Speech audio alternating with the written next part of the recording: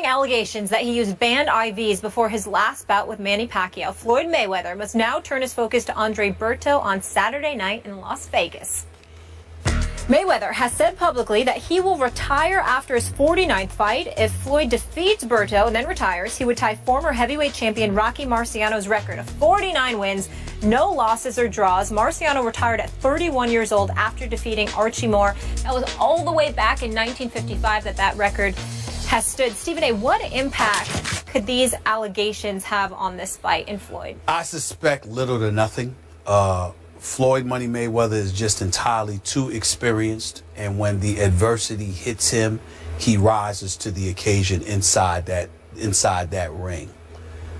But I will bring up a couple of things. Number one, supposedly it canceled an interview with SportsCenter that he was supposed to have yesterday. Yep. Normally, I'm very, very big on you make a commitment, you do everything it takes to get there.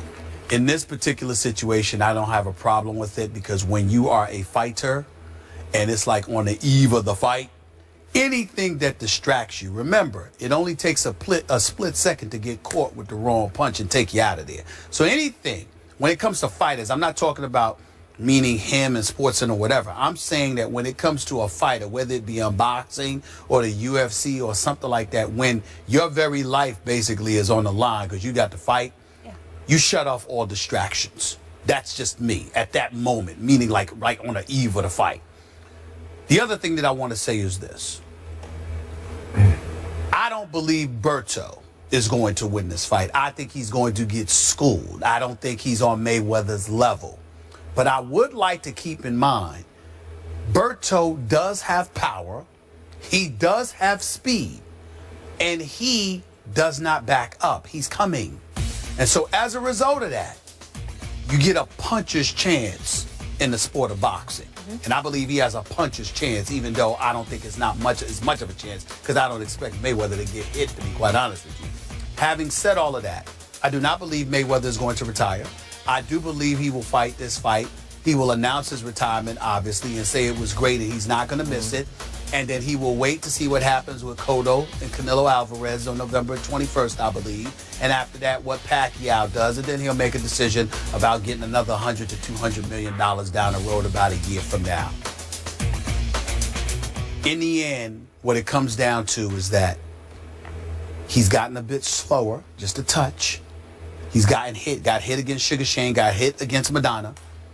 And so as a result of that, even though you surmise that this ain't going to be a distraction because he's too experienced and too much of a veteran, you never know, because we're talking about a split second where something could happen. So I'm keeping my eyes on this, because I think regardless of how they want to act, this report stung them just a little bit, more so than other things in the past. This is not the first time something like this has been mentioned. It's the first time it's gotten to this point. And I think that is categorically and emphatic as Leonard Ellaby was in denying to me personally that this is bogus, there's no truth to it whatsoever, this is much about nothing, this is a bunch of nonsense. At the end of the day, that doesn't mean they're not irritated. It doesn't mean they're not disgusted. And you never know how that can affect somebody just 48 hours later.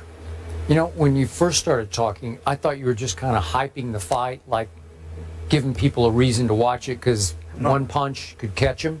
But the more you spoke, the more I thought you were showing your heart on this. You think that Floyd could be in a little bit of trouble here? I think it's possible from the perspective of, I don't think Berto, a boxer, is on Floyd Mayweather's level. And I don't think that he can outbox him. My thing is, I think Berto knows that. And the whole thing about it is that I don't care how beautiful you can box. How are you once you get hit? If Berto hits this guy, Berto is not as slow as Madonna, and he's not as old as Sugar Shane. If Berto catches Money Mayweather, there could be a problem. I don't believe it will happen, but again, the slightest distraction, when you get up there in age, reflexes just a touch slower, you never know. I'm not trying to promote the damn fight. I ain't going, but I'm telling you. You're going to watch it? Yeah, of course I'm going to watch it. Should I buy it? As a casual boxing fan, should buy it? Because we will definitely talk about it on We'll definitely talk about it. We're in this business. You know what? You can watch it because Berto is going to come to fight. Now that may not, that's going. I agree with you. But Andre Berto does not back up. Unfortunately, he walks into a lot of punches. That's right. And he has lost 3 of his last 6 fights, including losing via TKO to Jesus Soto Caras. That was because he was a one-on fight at that time too. Okay, just like you said, Pacquiao. I understand, but still, the record is the record. And I did have an issue. Floyd should have gone ahead and made his appearance on SportsCenter at 6 o'clock. It was during the 6 o'clock hour last night. He must have been stung by this because Thomas Hauser's reporting raised a lot of serious questions, a lot of red flags, and I'm not sure Floyd wanted to have to deal with that. And maybe, as you say, this close to the fight, he wanted to just do a fight interview, and all of a sudden. For the record, I'm not saying he shouldn't have showed up. I'm just saying I understand it, considering gotta stay focused. Right now on the eve of the fight. But in the end, I am with you. This is where I do admire Floyd. He's always in some, involved in some issue somewhere off the field, outside so to speak, right outside the ring. And this man can focus like no one's ever been able to focus. So I'm assuming he will focus well enough and be skilled enough to just simply outbox Berto. Could Berto catch him? I don't know. I doubt it. I will buy the fight. I will watch to see what you brought up. Floyd is 38 years of age, and Father Time waits for no man, so maybe just a touch slower. I want to see him give Pacquiao a rematch because I think it would be a fair fight. Well, guys are desperate, and when you're desperate and you come after somebody and you force them to fight, and if you're Floyd and you don't like punching, it could be interesting. All right. Could be. Well, we'll see what happens. I hope it's not his last fight. I hope it's interesting. We'll see. Eli Manning gets paid? Say what? You might be surprised by the dollars. We'll fill you in on the contract details after the break. This is First Take. Stay with us, won't you? In his first game as Bills head coach, Rex Ryan will try and put an end to a streak of 7 straight Bills coaches who lost their first game coaching with the team. We know there's been a carousel there. And it won't be easy against Andrew Luck and the Colts. Andrew Luck has more yards, completions, and attempts in his first 3 seasons than any quarterback in NFL history. He's a lock, Skip Bayless. Only Dan Marino threw for more touchdowns. Who wins? Andrew Luck, Hall of Famer. Stephen A. Smith, here I go again. Another home underdog. Indy minus 2.5 points at Buffalo. And I'm going with another upset that really in a few weeks won't seem like that big of upset. I'm saying that Buffalo is going to be a wild card team in the AFC, finishing second in this division to New England. And I'm going to say that with Rex just electrifying that community, as we saw when we visited up there, that stadium is going to be rocking at kickoff this Sunday for the new era to begin. And maybe I drank too much of the Buffalo Kool-Aid when we went up there for our first visit to our first camp. But I love this football team. And I'm shocked that Rex had the wisdom and the foresight to give Tyrod Taylor a shot here because he can play. I believe in it. It's his first start in the 5 years he's been in the league. But I loved him in the preseason game that we got to see him in. And this offense has been explosive throughout the preseason. Obviously with Sammy Watkins and Percy Harvin and Robert Woods and LaShawn McCoy. And I think LaShawn's going to be fairly healthy, they say, for this opener.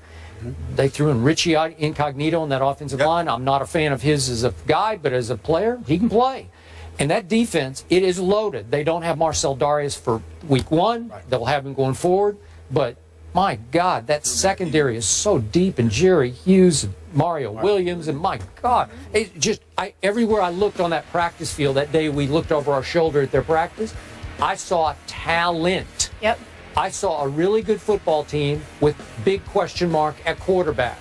But I think Tyrod's going to have a very good year for them. And I think it starts against Andrew Luck, whose team, I'm not saying Andrew Luck is overrated, but that team is being overrated. You got them going all the way to the Super Bowl. I just don't think they're that good. I don't see it, and I think they're going to get off to a rough start at Buffalo. I got Buffalo winning 28-24. Remember at camp, Jim Kelly said Tyrod Taylor. He did. I was a little surprised when he told us that for quarterback competition, but he said, don't rule said him it during out. training camp. Well, what I would, I'm sorry, Skip. Yeah. Yeah, here we go. They don't have a quarterback.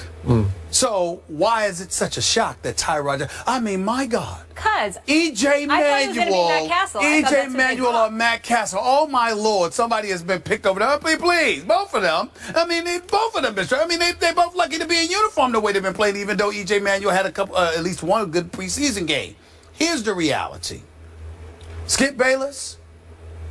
If you pick enough teams that are the home underdogs, you're gonna get one right. So I think I'm going to get every one of them right. We'll see on Monday, won't we? But I got news for you. I don't always pick home underdogs. I like these. I'm just talking about today. But when I do, I win. This weekend. That's all I'm talking about. We're talking about last year's Open. I'm talking about now. Okay? Stay with me. With that being said, Skip Bayless, I'm going to agree with you. Oh. I believe the Indianapolis Colts are going to lose this game. Hey. Hear that, people? Because here's what. First of all, the defense is big time. And we all know that it was big. First of all, they were 9-7 last year. And they were a pretty damn good defense. With Hughes, with Mario Williams, with Marcel Darius. I mean, they had a crew, okay? They and do. then you Gilmore and Cersei and those ones. Listen, they have a crew. But here's the thing. Now you got Rex Ryan, who we all know from a defensive perspective is a genius. He really is. I don't use that word very often, but I give you genius. That's right. So here's the deal. When you look at that, what is Indianapolis supposed to be doing to offset that?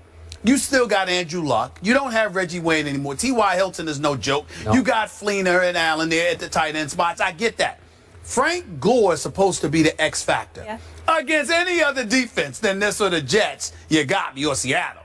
But the fact that this game is against Buffalo on their home turf, the beginning of the Rex Ryan era, I don't see you being able to run the football effectively on them. I just don't see that. So now we get to the Bills on the offensive side of the ball. The momentum, the crowd, etc. With a guy like LaShawn McCoy there, with Sammy Watkins there. You got Tyrod Taylor who can make plays with his feet. I think he throws it pretty well, too. But I'm not saying. Okay. I'm saying the fact that you are a dual threat resonates with me. Because I think in a game like this, you're going to have to use your feet in order to be successful. I think the combination of all of that built off of the momentum of their defense, which finds a way to somewhat neutralize Indianapolis, I think is right for an upset. The last point I want to make was this. This is the biggest reason why I think Indianapolis is going to lose this game. And I hope I'm wrong.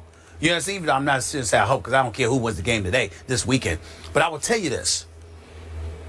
I don't trust Indy yet.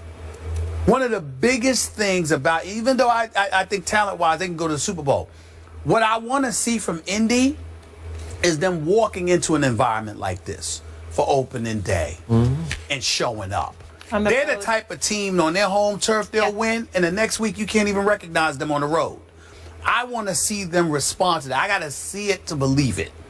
And until I do, I'm going to give Buffalo the edge in this one. I think Buffalo's going to win this game 24-23. Okay. Can you see Buffalo winning a wild card? No, I got the Jets going to the wild card. Do you really? Oh, that's bold. I got the Jets. Is LaShawn starting? I thought he's a little bit banged up. Do we know? They say he's a little bit banged up, but he says he will be ready for week one. He says he will be ready for week one. That'll be important. But they haven't said it. All right. You guys want to talk a little boxing? Why Having not? so much fun with NFL. But Mayweather, it's his last fight of his storied career this Saturday. That's what he's telling us. Will the recent allegations have any impact on the outcome? That is next.